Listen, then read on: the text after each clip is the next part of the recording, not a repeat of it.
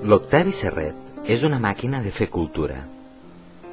Aquesta és una definició que he escrit en nombroses ocasions i que reflecteix l'admiració i estima que em mereix aquest llibreter de cap a peus que tenim a la comarca del Matarranya i que bona part dels autors ebrencs sentim tan nostre.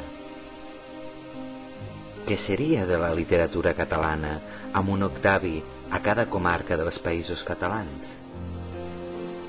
La Generalitat de Catalunya l'ha volgut honorar enguany amb el Premi Nacional de Cultura, una de les màximes distincions del país.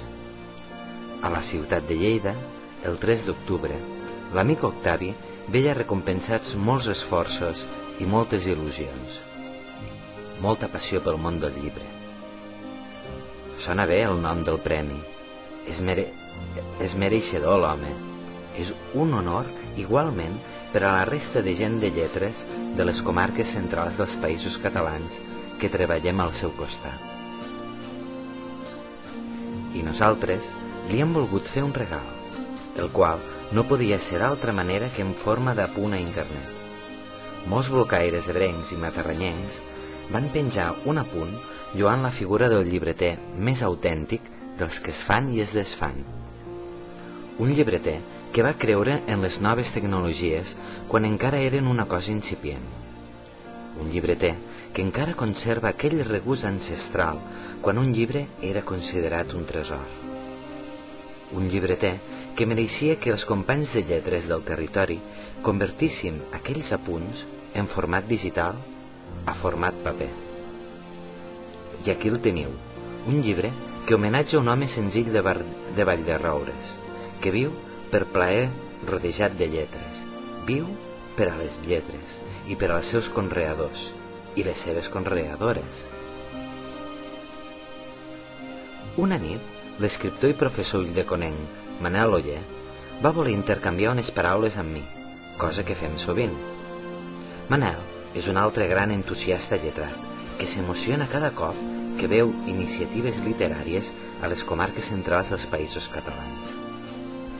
I em digué que havíem d'escriure alguna cosa perquè quedi constància escrita de l'emoció que sentim els amants de la literatura quan trepitgem la llibreria Serret, allà dalt, a Vall-de-roures, en una terra on encara no hi ha llei de llengües que ajudi a dignificar la llengua d'allí, de la terra. I em va donar la idea que, després de consultar-la com sempre amb l'amic i escriptor Jesús Maria Tibau, ha propiciat l'aparició d'aquest recull de col·laboracions que vol deixar palesa la nostra estima i admiració per l'Octavi Serret. Llavors, l'editor calero Jaume Llambric, un altre motor cultural, ens obria les portes ràpidament del nou projecte editorial Petròpolis.